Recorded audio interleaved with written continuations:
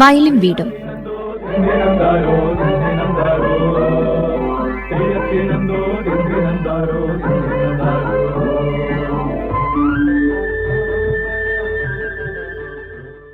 നമസ്കാരം പ്രിയ ശ്രോതാക്കളെ, ഇന്നത്തെ വയലും വീടും പരിപാടിയിലേക്ക് എല്ലാ പ്രിയപ്പെട്ടവർക്കും ഹൃദ്യമായ സ്വാഗതം. പ്രിയമുള്ളവരെ, ഇക്കഴിഞ്ഞ June 1 Indian veterinary association Kozhikode സംഘടിപ്പിച്ച ക്ഷീരസംഗമത്തിൽ മലബാർ മേഖലയിലെ ക്ഷീരകർഷകരിൽ നിന്നും തിരഞ്ഞെടുക്കപ്പെട്ട 13 ക്ഷീരകർഷകർ തങ്ങളുടെ വിജയഗാഥ പങ്കുവയ്ക്കുകയുണ്ടായി. ഈ മേഖലയിൽ അവർ കൈവരിച്ച നേട്ടങ്ങൾക്കൊപ്പം തങ്ങൾ നേരിടുന്ന പ്രതിസന്ധികളും നിർദ്ദേശങ്ങളും അവർ പങ്കുവച്ചു. പാൽപ്പൊലിമ.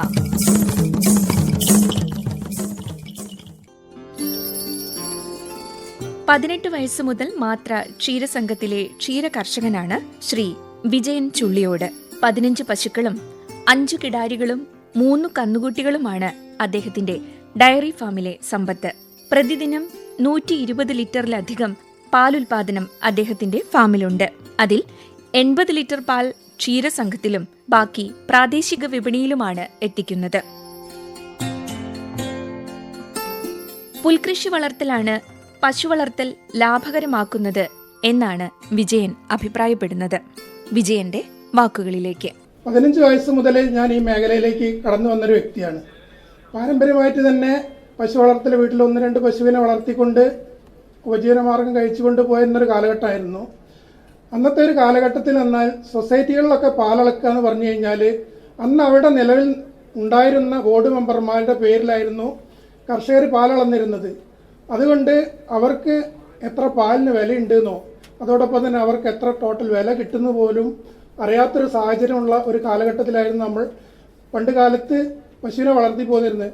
എന്നിരുന്നാലും അവർ അന്നൊരു അല്ലലും ദാരിദ്ര്യവും കണക്ക് പറച്ചിലും ഒന്നും ഇല്ലാതെ അതൊരു ഉപജീവന മാർഗമായിട്ട് അത് വളർത്തിക്കൊണ്ട് പോന്നു. എൻ്റെ ഇത് നോക്കുകയാണെങ്കിൽ ഒരു 5 പശുവിൽ ആദ്യം തുടങ്ങി, പിന്നെ അതൊരു 8 പശുവായി, തുടർന്ന് ഇപ്പോൾ ഒരു 16 പശുക്കളും അതോടൊപ്പം ഒരു 3 കിടാരികളും 5 കന്നുകുട്ടികളുമായിട്ട് സ്വന്തമായി വീട്ടിലുണ്ടായിരുന്ന ഫാം ഇപ്പോൾ മാത്ര ക്ഷീരസംഘത്തിൻ്റെ സമീപത്തൊരു ഫാം ഒഴിവായപ്പോൾ അതിലേക്ക് മാറ്റി അവിടെ ആരംഭിച്ചിരിക്കുകയാണ്. പിന്നെ അതേമാതിരി ഞാനിപ്പോൾ 140 ലിറ്റർ പാല് ഡെയിലി അളക്കുന്നുണ്ട്. അതിൽ ഒരു 50 ലിറ്റർ ലോക്കൽ സെയില്, അതിൽ 20 ലിറ്റർ ഒരു 70 രൂപ തോതിൽ കൊടുക്കുന്നുണ്ട്. പിന്നെ ഒരു 30 ലിറ്റർ ഒരു 60 രൂപ തോതിലും ബാക്കി ഫുള്ള് ഒരു 80 ലിറ്റർ പോലെ സൊസൈറ്റിയിലും അളക്കുന്നത്. അതുകൊണ്ട് കുഴപ്പമില്ലാത്ത രീതിയിൽ വലിയ ലാഭമില്ലെങ്കിലും അത്യാവശ്യം നിലനിന്ന് പോകാനുള്ള ഒരിതിൽ നമുക്ക് പോകാൻ കഴിയുന്നുണ്ട്. ഇതിൻ്റെ ഒരു വേറെ ലക്ഷ്യം എന്ന് പറഞ്ഞാൽ ഇത്രയും കാലം ഇത്രയും പശുക്കളെയൊക്കെ ഞാൻ ഒറ്റക്കാണ് പരിപാലിച്ചുകൊണ്ടിരുന്നത്. വേറെ ആരും ഇല്ലായിരുന്നു. ഈ കഴിഞ്ഞൊരു മാസമാണ് ഞാനൊരു പണിക്കാരനെ വെച്ചത്. കാരണം പുതിയൊരു ഫാമിലേക്ക് മാറിയപ്പോൾ മാത്രമാണ് ഒരു പണിക്കാരെ വെച്ചത്. അതുവരെ ഒറ്റക്ക് തന്നെയാണ് എൻ്റെ പ്രയത്നം. പല പ്രതിസന്ധികളുണ്ടെങ്കിലും എൻ്റെ ഈ പ്രതിസന്ധികളിലും മാനസികമായി ഒരു സന്തോഷത്തിനും കാരണമായത് ഈ പശു വളർത്തൽ തന്നെയാണ്. നമുക്ക് കുറച്ചു നേരം അവരുടെ കൂടെ ചെലവഴിക്കുമ്പോൾ നമ്മുടെ മനസ്സിന് തന്നെ നല്ലൊരു ഉന്മേഷം നമുക്ക് കിട്ടുന്നതാണ്. അതുകൊണ്ടാണ് ഞാനും ഈ മേഖലയിൽ നിന്നും തുടർന്ന് സ്ഥിരമായിട്ട് ഇനിയും പശുക്കളെ കൂട്ടിയിട്ട് ഈ മേഖല നല്ല രീതിയിൽ മാറ്റണമെന്നാണ് വിചാരിക്കുന്നത്. അതോടൊപ്പം തന്നെ തൈര് 5-10 ലിറ്റർ പാലെടുത്തിട്ട് വീട്ടിൽ തന്നെ തൈര് ഉണ്ടാക്കിയിട്ട് അത് വീടുകളിൽ അടുത്തൊക്കെ കൊടുക്കുന്നുണ്ട്. അതിന് ലിറ്ററിന് 80 രൂപ വെച്ചിട്ട് കൊടുക്കുന്നുണ്ട്. അപ്പോൾ അതിനൊക്കെ നമ്മൾ വീടുകളിൽ ഉണ്ടാക്കുന്നതാകുമ്പോൾ അതിനും നമുക്ക് നല്ല ഡിമാൻഡ് കിട്ടുന്നുണ്ട്. ആകെ പ്രതിസന്ധിയുള്ള ഒരു വിഷയം എന്താ വെച്ചാൽ ചാണകത്തിൻ്റെ ഒരു വിഷയമാണ്. ഉണക്കാനുള്ള പല സാമഗ്രികളും ഉണ്ടെങ്കിലും അതൊന്നും കൃത്യമായി നമ്മുടെ രീതികളിൽ എത്തിയിട്ടില്ല എന്നാണ് പറയാനുള്ളത്. പിന്നെ വേനൽക്കാലമായാലും പിന്നെ ചാണകപ്പൊടി അത് ചാക്കിലാക്കിയാൽ ഒരു 300 രൂപ വെച്ച് ചാക്കിന് വിൽപ്പന നടത്തുന്നുണ്ട്. അതും നല്ലൊരു വരുമാനമായിട്ട് തന്നെ നമുക്ക് കാണണം. കാരണം ഇപ്രാവശ്യം തന്നെ ഒരുപാട് ചാണകപ്പൊടികൾ തന്നെ ഈ മേഖലയിൽ നിന്നും എടുത്ത് വിൽക്കാൻ സാധിച്ചിട്ടുണ്ട്. സ്വന്തം അധ്വാനവും ശാസ്ത്രീയമായ പശു വളർത്തൽ രീതിയും ഒക്കെ ഉണ്ടെങ്കിൽ തന്നെ നമുക്ക് ഈ രീതിയിൽ നല്ല മികവ് നമുക്ക് ഉണ്ടാക്കിയെടുക്കാൻ പറ്റുമെന്നാണ് പറയാനുള്ളത്. പിന്നെ അതോടൊപ്പം നമുക്ക് വേണ്ടത് ഡോക്ടർമാരുടെ സേവനമാണ്. ഡോക്ടർമാരുടെ സേവനം 24 മണിക്കൂറും മൊബൈൽ ആംബുലൻസ് ഒക്കെ ആയിട്ട് നമ്മുടെ വീടുകളിൽ എത്തുന്നുണ്ട്. അതൊക്കെ എന്ന് പറഞ്ഞാൽ ഇനിയുള്ള കർഷകർക്ക് അത് വലിയൊരു അനുഭവമാണ്. പശുക്കൊക്കെ രാത്രിക്കൊക്കെ എന്തെങ്കിലും അസുഖം വന്നു കഴിഞ്ഞാൽ നമ്മൾ ഡോക്ടർമാരെ വണ്ടിയൊക്കെ വിളിച്ച് ഏതെങ്കിലും വീടുകളിലൊക്കെ പോയി കൂട്ടി കൊണ്ടുപോകേണ്ട ഒരു അവസ്ഥയായിരുന്നു. അതിൽ നിന്നൊക്കെ കുറേ മാറ്റങ്ങൾ വന്നിരിക്കുകയാണ്. അതോടൊപ്പം തന്നെ നമുക്ക് ഡോക്ടറുടെ സേവനങ്ങളും നല്ല രീതിയിൽ തന്നെ കിട്ടുന്നുണ്ട്. അഥവാ ഡോക്ടറെ വിളിച്ചു കഴിഞ്ഞാൽ ഫോൺ നേരെ അറ്റൻഡ് ചെയ്തില്ലെങ്കിലും അല്പസമയം വിളിച്ചു കഴിഞ്ഞ് എന്തൊക്കെ വിശേഷം അന്വേഷിച്ച് കഴിഞ്ഞാൽ ഡോക്ടർക്ക് എത്താൻ പറ്റിയില്ലെങ്കിൽ മറ്റു ഡോക്ടർമാരെ നമുക്ക് പറഞ്ഞയച്ച് തരുന്നുണ്ട്. അപ്പോൾ ഈ ഡോക്ടർമാരുടെ വിഷയത്തിലൊക്കെ നമുക്ക് നല്ലൊരു പരിഗണന വേണ്ട രീതിയിൽ ലഭിക്കുന്നുണ്ട്. ഈ വിജയത്തിൻ്റെ കൂടെ നമുക്കുണ്ടായ നഷ്ടം എന്ന് പറഞ്ഞാൽ ഒന്ന് ഈ പ്രളയമാണ്. ഈ 2 പ്രളയത്തിലും നമുക്ക് ഒരുപാട് വലിയ നഷ്ടങ്ങൾ ഉണ്ടായി. കാര്യമായിട്ട് വേണ്ട ഒരു നിർദ്ദേശങ്ങളാണ്. ഒന്ന് കന്നുകാലി ഇൻഷുറൻസ്, അതിൻ്റെ പ്രീമിയം കൂടുതലാണ് വരുന്നത്. അപ്പോൾ കർഷകർക്ക് അങ്ങനെ പശു ചത്തു കഴിഞ്ഞാൽ അത് വലിയൊരു ബുദ്ധിമുട്ടാണ്. അപ്പോൾ ആ പ്രീമിയം കുറയ്ക്കാനുള്ള ഒരു നടപടികൾ ഒന്നുണ്ടാകണം. അതേമാതിരി കന്നുകുട്ടി പരിചരണം, ഈ പരിചരണം എന്ന് പറഞ്ഞാൽ ഒരു കന്നുകുട്ടി വലുതായി വരുമ്പോഴത്തേക്ക് ചിലപ്പോൾ 2-3 വർഷവും. അപ്പോൾ അതിന് നമുക്ക് ഒരുപാട് ചിലവുകൾ വരുന്നുണ്ട്. അപ്പം പഞ്ചായത്തിൻ്റെ സ്കീമൊക്കെ വരികയാണെങ്കിൽ നമ്മൾ പശുക്കുട്ടികളെ ഉള്ളപ്പോൾ എഴുതി കൊടുക്കുകയാണെങ്കിലും പക്ഷേ പശുക്കുട്ടികൾ വലുതാകുമ്പോഴത്തേക്ക് ആ സ്കീം നമുക്ക് നഷ്ടപ്പെട്ടു പോവുകയാണ്. അപ്പോൾ അതിനുള്ള ഒരു പരിപാടി. അതേപോലെ തന്നെ ഒരു നീതി മെഡിക്കൽ സ്റ്റോർ, മരുന്നുകൾ വളരെ വിലയാണ്. തൈലേറിയൊക്കെ വന്നു കഴിഞ്ഞാൽ ഒരു ഇഞ്ചക്ഷന് പുറത്തുനിന്ന് ഒരു മരുന്ന് വാങ്ങുകയാണെങ്കിൽ 1800 രൂപയുടെ അടുത്ത് വരും. അപ്പോൾ അതൊക്കെ ഒരു നീതി മെഡിക്കൽ സ്റ്റോർ മുഖാന്തരം നമുക്ക് ലഭിക്കുകയാണെങ്കിൽ അത് വലിയ ഇതാവും.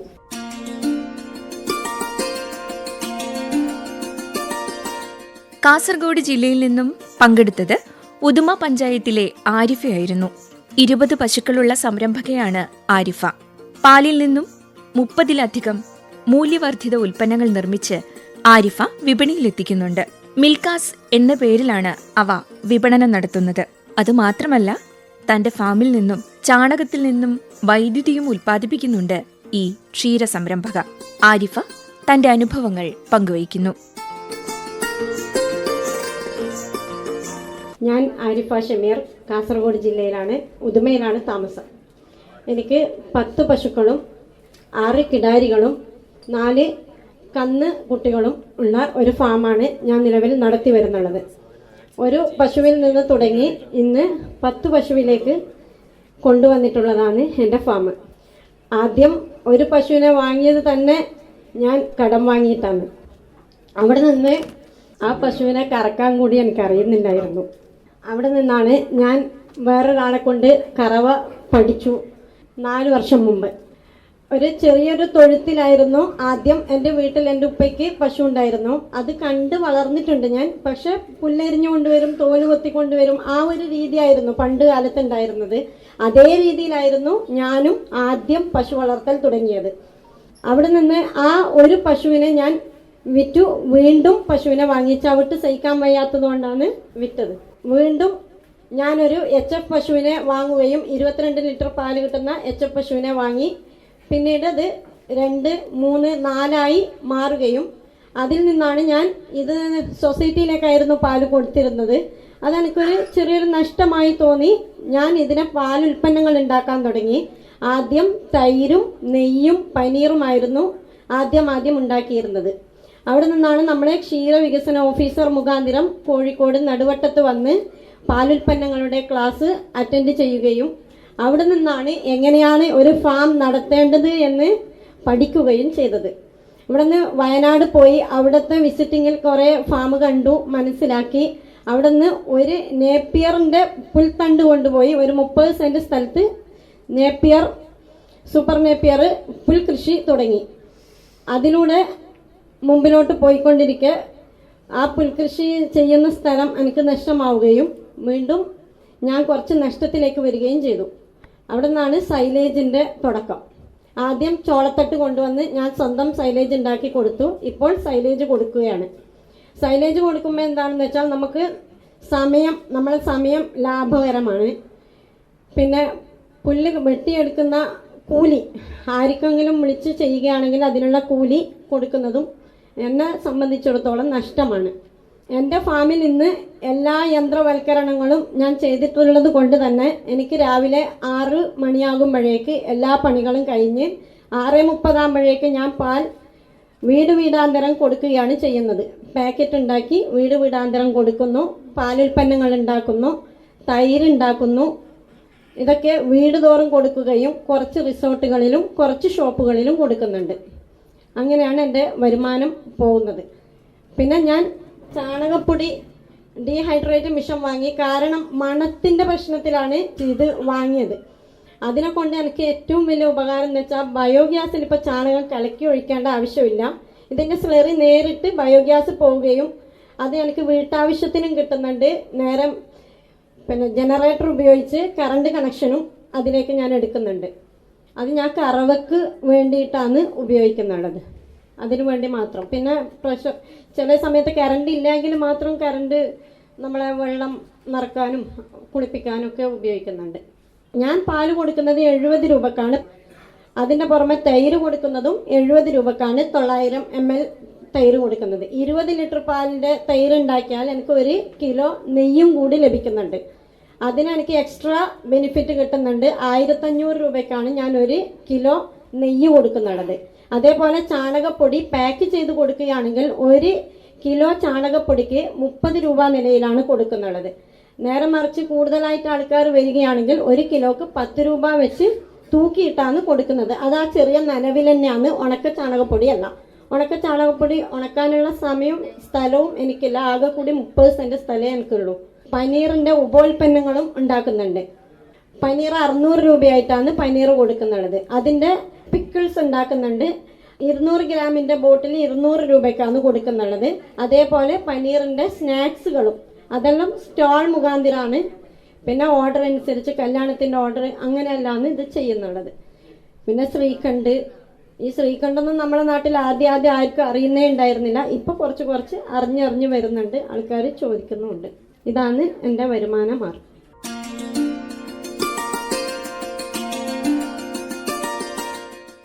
ഇരുപത്തിനാല് വർഷമായി ക്ഷീരമേഖലയിലുള്ള കർഷകനാണ് ഈങ്ങാപ്പുഴയിലെ TM മനാഫ്.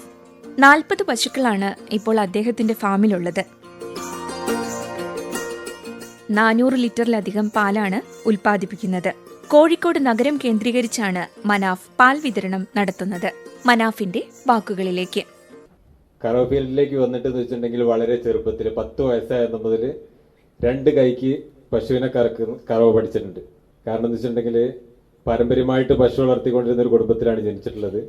ആ സമയത്ത് എന്ന് വെച്ചിട്ടുണ്ടെങ്കിൽ രാവിലെ എഴുന്നേറ്റിട്ടുണ്ടെങ്കിൽ ആദ്യം തൊഴുത്തിൽ പോവുക, മദ്രസയിൽ രാവിലെ പോകുന്നതിന് മുൻപായിട്ടും തൊഴുത്തിൽ പോവുക എന്നുള്ളൊരു ശീലം ഉണ്ടായിരുന്നു. അപ്പം സ്കൂളിൽ വിട്ട് ഓടിയെത്തുക പശുക്കളുടെ അടുത്തേക്കായിരിക്കും. അതുപോലെ തന്നെ വയൽ കൃഷി ഉള്ളത് കൊണ്ട് പോത്തും കാര്യങ്ങളും എല്ലാം ഉണ്ടാവും. അതിൽ നിന്ന് മാറി വെച്ചിട്ട് 10ാം ക്ലാസ്സിന് ശേഷം പൂർണ്ണമായിട്ടും കുപ്പായക്കോട് സൊസൈറ്റിയിൽ 18 വയസ്സ് പൂർത്തിയായപ്പോഴേക്കും മെമ്പർഷിപ്പ് എടുത്ത് സ്വന്തം പേരിൽ പാലളന്നുകൊണ്ട് പശുക്കളെ മൊത്തമായിട്ട് സ്വന്തമായിട്ട് ഏറ്റെടുത്തുകൊണ്ട് ഈ മേഖലയിൽ പ്രവർത്തിച്ചു വരുമായിരുന്നു. 2011 വരെ എന്ന് വെച്ചിട്ടുണ്ടെങ്കിൽ 15ഓളം പശുക്കളെ സ്വന്തമായിട്ട് പുല്ലരിച്ചിലും കറവയും കാര്യങ്ങളും എല്ലാം ആയിട്ട് മുന്നോട്ട് പോയിക്കൊണ്ടിരുന്നു. ഇപ്പോൾ 40 പശുക്കളും 10ഓളം കുട്ടികളും ഉണ്ട് ഫാമിൽ. അതിൽ 26 പശുക്കൾ കറവയുണ്ട്. നിലവിലിപ്പോൾ 400 ലിറ്റർ പാല് ഉൽപ്പാദിപ്പിക്കുന്നുണ്ട്. ഇന്ന് നമ്മളെ ക്ഷീരമേഖലയിലുള്ള ഏറ്റവും വലിയ പ്രതിസന്ധി എന്ന് വെച്ചിട്ടുണ്ടെങ്കിൽ ഈ മേഖല ആളുകൾ വിട്ടൊഴിഞ്ഞു പോകുന്നതിനുള്ള പ്രധാന കാരണം കാലിത്തീറ്റ വില വർധനവോ അതല്ലെങ്കിൽ പാലിന് വില ലഭിക്കാത്തതോ ഒന്നുമല്ല. നമ്മൾ വർഷങ്ങളായിട്ട് നമ്മളിലേക്ക് വരുന്ന ഗുണമേന്മയില്ലാത്ത കുട്ടികൾ ഉണ്ടാകുന്നത് ഏറ്റവും വളരെ ഗുണമേന്മയില്ലാത്തതാണ്. കാരണം എന്ന് വെച്ചിട്ടുണ്ടെങ്കിൽ എന്റെ വീട്ടിൽ എനിക്ക് വെച്ചിട്ടുണ്ടെങ്കിൽ ഞാൻ ഈ മേഖലയിലേക്ക് വരും 6 ലിറ്റർ പാലുള്ള പശു വരുന്നത് ഏറ്റവും ടോപ്പായിട്ടുള്ളത്. അതിൽ നമ്മളെ സൊസൈറ്റി കേന്ദ്രീകരിച്ചുകൊണ്ട് ഒരു കുത്തിവെക്കാൻ പോകുന്ന ജോണേട്ടൻ, ഒരു പ്രായമുള്ള ഒരു മനുഷ്യനായിരുന്നു. അദ്ദേഹത്തെ വിളിച്ചൊരു പശുവിനെ കുത്തിവെച്ചിട്ട് ആ കുട്ടി, അതിനുണ്ടായ കുട്ടിക്ക് ഫസ്റ്റിൽ 11 ലിറ്റർ പാല് ആ പശുക്കുട്ടിക്ക് ഉണ്ടായി. 6 ലിറ്റർ പാലുള്ള പശുവിന് കുത്തിവെച്ചിട്ടുണ്ടായ കുട്ടിക്കാണ് 11 ലിറ്റർ പാല്. അന്ന് നമ്മൾ പശുവിന് കൊടുക്കുന്നത് വെച്ചിട്ടുണ്ടെങ്കിൽ വീട്ടില് നെല്ല് കുത്തിക്കൊണ്ടുവരുന്ന തവിടും കുറച്ച് കടലപ്പിണ്ണാക്കും മാത്രമാണ്, പിന്നെ വീട്ടിലുള്ള കഞ്ഞിവെള്ളവും. അപ്പൊ 11 ലിറ്റർ പാല് കിട്ടിക്കഴിഞ്ഞപ്പോൾ അതിലുണ്ടായ പശുവിന് 15 ലിറ്റർ പാല് കിട്ടി. 14 ലിറ്റർ പാല് ആദ്യത്തെ പ്രസവത്തിനും രണ്ടാമത്തെ പ്രസവത്തിനും 15 ലിറ്റർ പാലും കിട്ടി. ഇന്ന് നമ്മൾ 20-25 ലിറ്റർ പാലുള്ള പശുക്കൾക്ക് കുത്തി വെച്ചിട്ടുണ്ടാകും. ഇന്ന് കാലങ്ങൾ കടന്നുപോയി, 25 വർഷം 30 വർഷത്തോളം മാറിയിട്ടും ഇന്ന് നമ്മൾ 25 ലിറ്റർ പാലുള്ള പശുവിനെ കുത്തിവെക്കുന്ന സെമൻ, KLD ബോർഡിന്റെ സെമൻ നമ്മൾ കുത്തിവെച്ച് കഴിഞ്ഞിട്ടുണ്ടെങ്കിൽ ആ കുട്ടിക്ക് ഉണ്ടാവുന്നത് 12 മുതൽ 15ന്റെ ഇടയ്ക്കാണ്. അത് നമുക്ക് പ്രതീക്ഷിക്കാൻ പറ്റില്ല. 15 കിട്ടുന്നോ 20 കിട്ടുന്നോ നമുക്ക് ഉറപ്പിക്കാൻ പറ്റാത്തൊരു സാഹചര്യമുള്ളത്. 2010 മുതൽ 2020 വരെ PT സ്കീം, പ്രൊജനി ടെസ്റ്റ് സ്കീം എന്ന് പറഞ്ഞുകൊണ്ട് നിരന്തരം ക്ലാസ്സുകൾ നടത്തിയും കർഷകരെ വിളിച്ച് കൂട്ടായ്മ നടത്തിയും കന്നുകുട്ടി മേള നടത്തി, കിടാരി മേള നടത്തി, കന്നുകുട്ടി മേള നടത്തിക്കൊണ്ട് കന്നുകുട്ടികൾക്ക് കാലിത്തീറ്റ സബ്സിഡികൾ കൊടുത്തുകൊണ്ട് കന്നുകുട്ടികളെ വളർത്തി കൊണ്ടുവന്നിട്ട് ആ കുട്ടികൾ നമ്മൾ ഉൽപ്പാദിപ്പിച്ച് 2 വയസ്സ് 2.5 വയസ്സ് 3 വയസ്സ് വരെ കൊണ്ടുവന്ന് നടന്നിട്ട് അത് പ്രസവിച്ച് കഴിയുമ്പോൾ ഉണ്ടാവുന്നത് 8 മുതൽ 15 ലിറ്ററിന്റെ ചോട് പാലാണ്. ക്ഷീരമേഖലയുടെ നട്ടല് എന്ന് പറയുന്നത് ഞാൻ മനസ്സിലാക്കിയെടുത്തോളം എന്ന് വെച്ചിട്ട് 1 പശു 2 പശു 5 പശു പോറ്റുന്ന സാധാരണ കർഷകര് കേരളത്തിന് വേണ്ട കന്നുകുട്ടികളെ ഉൽപ്പാദിപ്പിക്കുന്നത്, ഒരു പശു വളർത്തുന്ന ഒരു കർഷക അല്ലെങ്കിൽ ഒരു കർഷകൻ അവരുടെ വീട്ടിലൊരു പശുക്കുട്ടി ഉണ്ടായിട്ടെന്ന് വെച്ചിട്ടുണ്ടെങ്കിൽ അതിനെ നല്ല രീതിയിൽ വളർത്തി 2 വർഷ വയസ്സാകുമ്പോഴേക്കാണ് കുത്തിവെപ്പിച്ച് ചെന പിടിപ്പിച്ച് അതിനെ അവർക്ക് 1 കൂടുതലോ അല്ലെങ്കിൽ 2 കൂടുതലോ വളർത്താൻ കഴിയാത്തതിനെ കൊണ്ട് പൊതുവിപണിയിലേക്ക് വിൽക്കുകയാണ്. ഒരു ഡയറി ഫാർമർ പോയി വാങ്ങേണ്ടത് ആ കുട്ടികളെയാണ്. ഇന്നും നമ്മൾ 2025 ആയിട്ടുണ്ടെങ്കിലും പഞ്ചാബ്, ഹരിയാന പോലുള്ള സംസ്ഥാനങ്ങളിൽ 50-ൽ കൂടുതൽ പ്രൊഡക്ഷനുള്ള പശുക്കളെ ഉൽപ്പാദിപ്പിക്കുന്ന സമയത്ത് ഇന്ന് കേരളത്തിന്റെ അവസ്ഥ എവിടെ എത്തി നിൽക്കുന്നു എന്നുള്ളതാണ് നമ്മൾ ഏറ്റവും കൂടുതൽ നമ്മളെ തന്നെ ഒന്നും അല്ലാത്ത രീതിയിലാക്കുന്ന ഒരു ചിന്താഗതി വരുന്നത്. കാരണം എന്ന് വെച്ചിട്ടുണ്ടെങ്കിൽ 2018 കുപ്പായക്കോട് ക്ഷീരസംഘത്തിന്റെ ഡയറക്ടറായിട്ട് ഞാൻ വരുന്ന സമയത്ത് അവിടെ സൊസൈറ്റിക്കായിട്ടൊരു എല്ലയുണ്ട്. ആ എല്ലയ്ക്ക് NDDBയുടെ സെമൻ നമ്മൾ പ്രൈവറ്റ് ആയിട്ട് ഒരു ക്രയോക്യാൻ വാങ്ങി NDDB സെമൻ വാങ്ങി കുത്തിവെച്ചുകൊണ്ട് ഉണ്ടായി. 2021 എനിക്ക് ഫസ്റ്റ് പശുക്കുട്ടി പ്രസവിക്കുമ്പോൾ 18 ലിറ്റർ പാലുള്ള പശുവിൽ കുത്തിവെച്ചുണ്ടായ കുട്ടിക്ക് ഫസ്റ്റിൽ 21 ലിറ്റർ പാല് ഫസ്റ്റ് പ്രസവത്തിന് കിട്ടി. 2ാമത്തെ പ്രസവത്തിൽ അതിന് 28 ലിറ്റർ പാല് കിട്ടി. ഇപ്പൊ അത് 3ാമത്തെ പ്രസവം പ്രസവിച്ചു നിൽക്കുന്നു. ആ പശുവിന്റെ ആദ്യത്തെ കുട്ടി ഈ 21 ലിറ്റർ പാലിൽ ആദ്യത്തെ പ്രസവത്തിന് കിട്ടിയപ്പോൾ ആ പ്രസവത്തിലുള്ള കുട്ടി ഫസ്റ്റ് പ്രസവത്തിന് 22 ലിറ്റർ പാല് കിട്ടി. ഇപ്പൊ 5 മാസം ചെറിയ 18 ലിറ്റർ പാലുമായിട്ട് ആ പശുക്കുട്ടി നിൽക്കുമ്പോൾ അതും 2 വയസ്സ് പൂർത്തിയാകുന്നതാണ് പശുക്കുട്ടി പ്രസവിക്കുന്നത്. അങ്ങനെ ഗുണമേന്മയുള്ള സെമനുകൾ നമ്മുടെ നാട്ടിലുള്ളപ്പം ഇപ്പോഴും നമ്മൾ KLD ബോർഡിന്റെ സെമനെ ആശ്രയിക്കുകയാണ്. ഈ PT സ്കീമിൽ ഉണ്ടാക്കിയിട്ടുള്ള കുട്ടികൾ ഇന്നും പല വീടുകളിലെ കൂടെ ഉണ്ട്. അതെന്ന് വെച്ചിട്ട് അങ്ങനെ വളർത്തി ഉണ്ടാക്കുന്ന കുട്ടികൾ 12 ലിറ്റർ പാലിൽ വന്ന് കഴിഞ്ഞിട്ട് ഈ 12 അല്ലെങ്കിൽ 15 കിട്ടി കഴിയുമ്പോൾ 3 മാസം 4 മാസം കറവ് കഴിയുമ്പോൾ 10ന്റെ താഴെ പാലാവും. ഇവര് നേരെ അതിനെ ഇറച്ചി വിപണിയിലേക്കാണ് ഈ പശുവിനെ വിടുന്നത്. അത് വാങ്ങി വളർത്താൻ ആരും തയ്യാറാകുന്നില്ല. നമ്മളിപ്പോ ഒരു സാധാരണ കർഷകൻ ഒരു പശു വളർത്തുന്നതിന് ഈ 5 ലിറ്ററും 10 ലിറ്ററും മാറി ഒരു 20-25 ലിറ്റർ പാലുള്ള പശുവാണെങ്കിൽ അവന് എന്തെങ്കിലും ഒരു പ്രോഫിറ്റ് കിട്ടും. അവന് ഇന്നും ആ ക്ഷീരമേഖലയിൽ പിടിച്ചു നിൽക്കും. അപ്പൊ പിടിച്ചു നിൽക്കണമെങ്കിൽ അവന് അത്യുൽപാദന ശേഷിയുള്ള പശുക്കൾ വേണം. ക്ഷീരമേഖല സംരക്ഷിക്കുമ്പോൾ നമ്മൾ ഏറ്റവും കൂടുതൽ മാറ്റം വരുത്തേണ്ടത് നമ്മൾക്ക് ഉൽപാദന ശേഷിയുള്ള കന്നുകുട്ടികളെ വേണം. നമ്മൾ 10ഉം 15ഉം 20ഓ പാലുള്ളതിൽ വെച്ചിട്ടുണ്ടെങ്കിൽ നമ്മൾ അതിൽ ഉൽപ്പാദിപ്പിക്കുന്ന കുട്ടികൾക്ക് നമുക്ക് 18 കിട്ടുക അല്ലെങ്കിൽ 20 കിട്ടിയിട്ടുണ്ടെങ്കിൽ അത് 21 കിട്ടും എന്നുള്ള ഒരു ഉറച്ച ഗ്യാരണ്ടി ഉള്ള ഒരു സെമൻ നമ്മളെ കർഷകരിലേക്ക് എത്തിക്കണം. അതാണ് എനിക്ക് പറയാനുള്ള ഒന്നാമത്തെ കാര്യം. രണ്ടാമത്തെ വെച്ചിട്ടുണ്ടെങ്കിൽ ഞാൻ എന്റെ ഫാമിലി നടപ്പാക്കുന്നതെന്ന് വെച്ചിട്ടുണ്ടെങ്കിൽ ഇപ്പം 3 വർഷത്തോളമായിട്ട് മിനറൽ മിക്സർ തീരെ ഉപയോഗിക്കുന്നില്ല.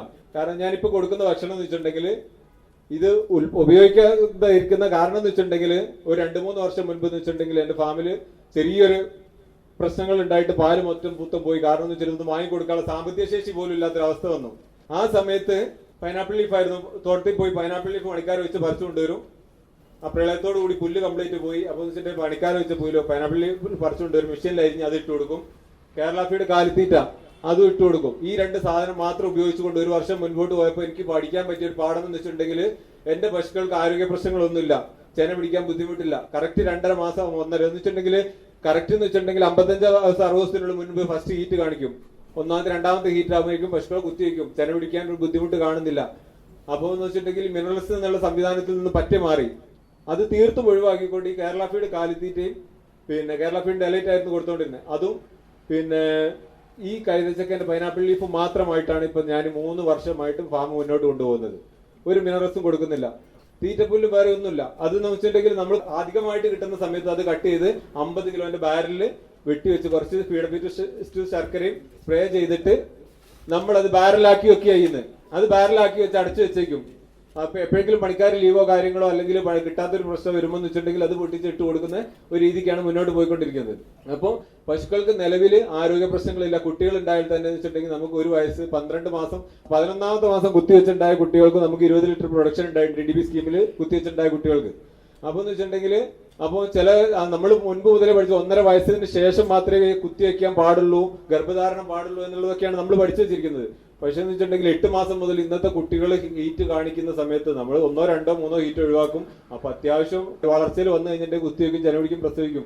ബാക്കിയുള്ളതേ പുറത്തുനിന്ന് വാങ്ങിയതുള്ളൂ 18 എണ്ണം. ഇപ്പോൾ വെച്ചിട്ട് ഒരു 3 വർഷം 4-5 വർഷത്തിനിടയ്ക്ക് നമ്മളെ ഫാമിൽ ഉണ്ടായ കുട്ടികളാണ്. ആ കൊറോണ സമയത്ത് ഞാൻ എന്റെ ഫാമിൽ വീട്ടിൽ നിന്നും ഫാം വേറെ സ്ഥലത്ത് വാടക കെട്ടിടത്തിലേക്ക് മാറ്റി അതിൽ ഞാൻ 20 പശുവായിട്ട് 18 പശുവായിട്ട് സ്റ്റാർട്ട് ചെയ്തു. വർഷങ്ങൾ നമ്മളടുത്ത് ഉണ്ടായ കുട്ടികളെ കൂട്ടിക്കൊണ്ട് വന്നതാണ് ഇപ്പൊ 40 പശുക്കളും 10ഓളം കുട്ടികളും ഉണ്ട്. അപ്പം വലിയ കുഴപ്പമില്ലാതെ അത്യാവശ്യം നല്ല രീതിയിൽ തന്നെ പോകുന്നു ഫാം. പിന്നെ പാല് വിൽപ്പന എന്ന് വെച്ചിട്ടുണ്ടെങ്കിൽ പാല് നമ്മൾ ബൾക്കായിട്ട് കൊടുക്കുകയാണ്, സൊസൈറ്റിക്കല്ല കൊടുക്കുന്നത്. ഇപ്പൊ ബൾക്കായിട്ട് എന്ന് വെച്ചിട്ടുണ്ടെങ്കിൽ ആ സൊസൈറ്റിക്ക് ഇപ്പൊ രാവിലെ ഒരു 10 ലിറ്റർ പാല് മാത്രം സൊസൈറ്റിക്ക് കൊടുക്കുന്നുണ്ട്. വേറെ മുഴുവനായിട്ട് എന്ന് വെച്ചിട്ടുണ്ടെങ്കിൽ രാവിലത്തും വൈകുന്നേരത്തും മുഴുവനായിട്ട് കോഴിക്കോട് കേന്ദ്രീകരിച്ച് വിൽപ്പന നടത്തുന്ന പാർട്ടിക്ക് ബൾക്കായിട്ട് കൊടുക്കുകയാണ് ചെയ്യുന്നത്. വൈകുന്നേരത്തെ പാൽ അവിടെ BMC സൂക്ഷിച്ച ശേഷം രാവിലത്തെ പാലും കൂടെ കൂട്ടിയിട്ട് രാവിലത്തെ പാലും വൈകുന്നേരത്തെ പാലും ഒന്നായിട്ട് അവർക്ക് കൊടുക്കുകയാണ് ചെയ്യുന്നത്. BMC സ്വന്തമായിട്ട് എന്ന് വെച്ചിട്ടുണ്ടെങ്കിൽ നമ്മൾ പാലെടുക്കുന്ന പാർട്ടി BMC വെച്ച് തന്നു. അപ്പൊ അത് ഉപയോഗിച്ചുകൊണ്ടാണ് പിന്നെ പാല് അവർക്ക് കൊടുത്തുകൊണ്ടിരിക്കുന്നത്. നിലവിൽ 53 രൂപ റേറ്റിനാണ് പാല് നമ്മൾ കൊടുത്തുകൊണ്ടിരിക്കുന്നത്. പിന്നെ എന്ന് വെച്ചിട്ടുണ്ടെങ്കിൽ നമ്മളിപ്പോ ഇന്നത്തെ സാഹചര്യത്തിൽ ഇപ്പൊ എന്ന് വെച്ചിട്ടുണ്ടെങ്കിൽ നമുക്കറിയാം തേങ്ങയ്ക്ക് വില കൂടി, അത്യാവശ്യം റബ്ബറിന് വിലയൊക്കെ ആയപ്പോൾ ഇപ്പൊ ഈ വർഷം നല്ലോണം ചാണകപ്പൊടിക്ക് നല്ല ഡിമാൻഡ് ആയിരുന്നു. കഴിഞ്ഞ വർഷങ്ങളിലൊക്കെ ചാണകം നമ്മൾ വേസ്റ്റ് ആക്കി കളയായിരുന്നു. കാരണം എന്ന് വെച്ചിട്ടുണ്ടെങ്കിൽ ആളില്ലായിരുന്നു വാങ്ങാൻ. ചാക്ക് നിറച്ച് വെച്ചിട്ട് പോലും എടുക്കാൻ ആളില്ലാത്ത സമയത്ത് ഈ വർഷം നല്ല രീതിയിൽ ചാണകപ്പൊടിയൊക്കെ എന്ന് വെച്ചിട്ടുണ്ടെങ്കിൽ മുഴുവനായിട്ട് വിറ്റ് പോകുന്നുണ്ട്. അത് നല്ലൊരു വരുമാന മാർഗമായിട്ട് ഇപ്രാവശ്യം കിട്ടിയിട്ടുണ്ട്. അപ്പൊ എന്ന് വെച്ചിട്ടുണ്ടെങ്കിൽ എനിക്ക് ഈ മേഖലയോട് പറയാനുള്ളത്, ഇന്നും നമ്മൾ 1998-2000 കാലഘട്ടത്തിലാണ് ഇന്ന് സഞ്ചരിക്കുന്നത് ക്ഷീരമേഖല. കാരണം അത്രയ്ക്ക് ഗുണനിലവാരമില്ലാത്ത കുട്ടികളാണ് ഇപ്പൊ നമുക്ക് സെക്സർസമിന് മൃഗാശുപത്രിയായിട്ട് ബന്ധപ്പെട്ടുകൊണ്ട് കൊടുക്കുന്നുണ്ട്. അതിന്റെയും മിൽക്കിംഗ് ഈൽഡ് പറയുന്നത് എവിടെയാ നിൽക്കുന്നതെന്ന് വെച്ചിട്ടുണ്ടെങ്കിൽ 9,000-10,000 നിൽക്കുന്നത്. അത് പോരാ. ഇന്നത്തെ സാഹചര്യത്തിൽ കർഷകർക്ക് ഉൽപാദനക്ഷമതയുള്ള, കാരണം എന്ന് വെച്ചിട്ടുണ്ടെങ്കിൽ എന്തുകൊണ്ട് ജനിതകമായിട്ട് ഉൽപ്പാദിപ്പിക്കാൻ കഴിവുള്ള പശുക്കൾക്ക് മാത്രമേ നമ്മളിപ്പോ ഒരു 10 ലിറ്ററോ 15 ലിറ്ററോ ഉൽപാദനശേഷിയുള്ള പശുക്കൾക്ക് കൂടുതലായിട്ട് കാലിത്തീറ്റോ അല്ലെങ്കിൽ പുല്ലോ കുത്തിക്കയറ്റി കൊടുത്തിട്ടൊന്നും നമുക്ക് പാലുൽപാദനം കൂടില്ല.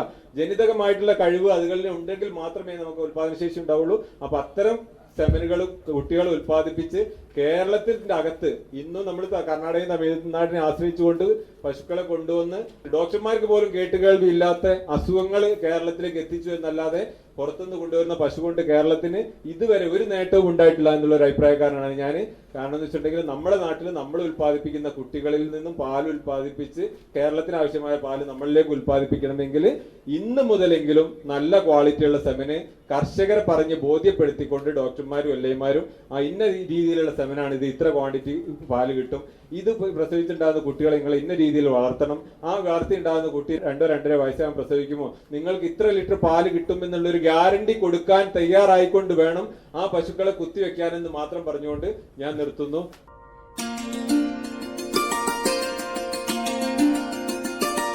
കച്ചവട മേഖലയിൽ നിന്നും ക്ഷീരസംരംഭക മേഖലയിലേക്ക് ഇറങ്ങിത്തിരിച്ച വെസ്റ്റ് നടക്കാവ് സ്വദേശി സി സമീൻ.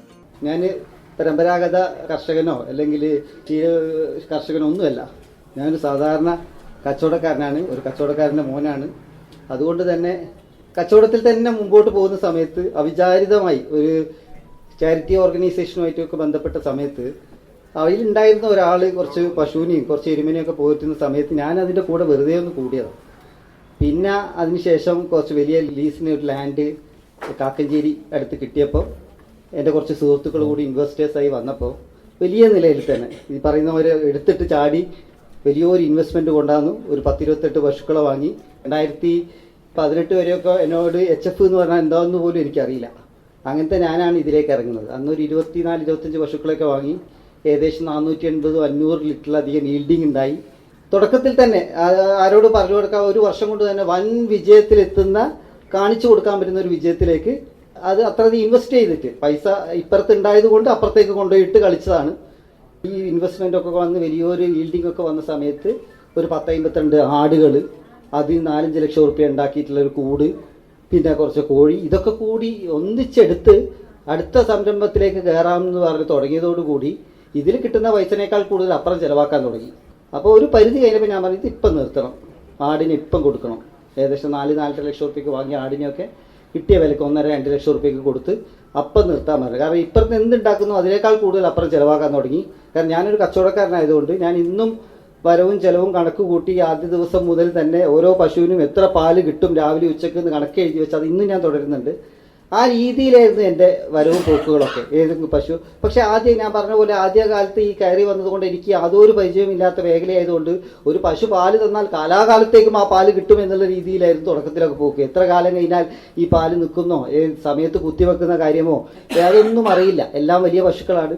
പിന്നെ ഞാൻ എൻ്റെ സപ്പോർട്ട് ചെയ്ത എല്ലാവരെയും ഒഴിവാക്കി അടുത്തുള്ള കുറച്ച് പേരെ മാത്രം കൂട്ടി ഞാനത് കണ്ടിന്യൂ ചെയ്ത് പോയെങ്കിലും മെക്കനൈസ്ഡ് ചെയ്തിട്ട് തന്നെയാണ് ഞാൻ ചെയ്തിരുന്നത്. ചാണകം പൊടിക്കുന്ന മെഷീൻ ഞാൻ വാങ്ങിയിരുന്നു. 2.5 ലക്ഷം റുപ്യ കൊടുത്ത് കോയമ്പത്തൂരിൽ നിന്ന് 60,000-70,000 റുപ്യ കൊടുത്ത് മിൽക്കിംഗ് മെഷീൻ വാങ്ങിയിട്ടുണ്ട്. എല്ലാ പ്രോസസ്സും അതിൻ്റെതായ സിസ്റ്റത്തിൽ പണം ഇപ്പം ഉള്ളത് കൊണ്ട് അത് ഉപയോഗിച്ച് തന്നെയാണ് ഞാൻ പലപ്പോഴും ചെയ്തിരുന്നത്.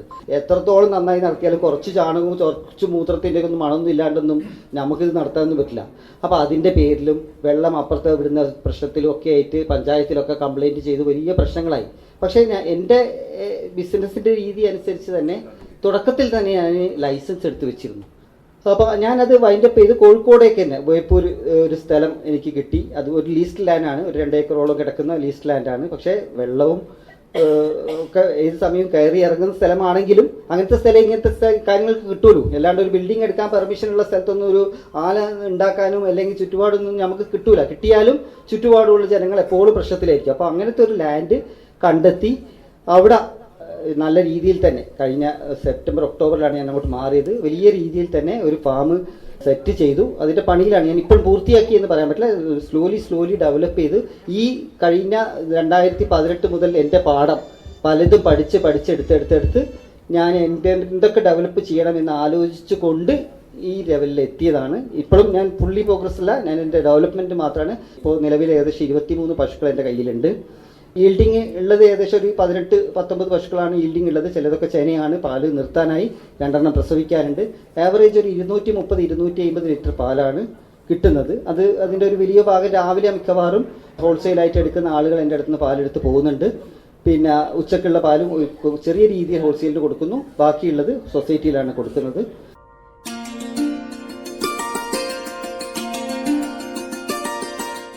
പാൽപ്പൊലിമ. ഇക്കഴിഞ്ഞ June 1 Indian veterinary association Kozhikode വെച്ച് സംഘടിപ്പിച്ച ക്ഷീരസംഗമത്തിൽ പങ്കെടുത്ത കർഷകരിൽ ചിലർ തങ്ങളുടെ അനുഭവങ്ങൾ പങ്കുവച്ച പരിപാടിയുടെ ആദ്യ ഭാഗമാണ് ശ്രോതാക്കൾ ഇതുവരെ കേട്ടത്. ഈ പരിപാടിയുടെ അവസാന ഭാഗം നാളെ വൈകുന്നേരം 6:50 വയലും വീടും പരിപാടിയിൽ കേൾക്കാം.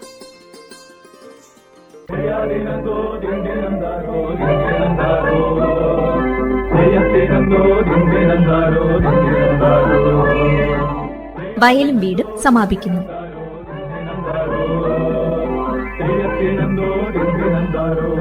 ോ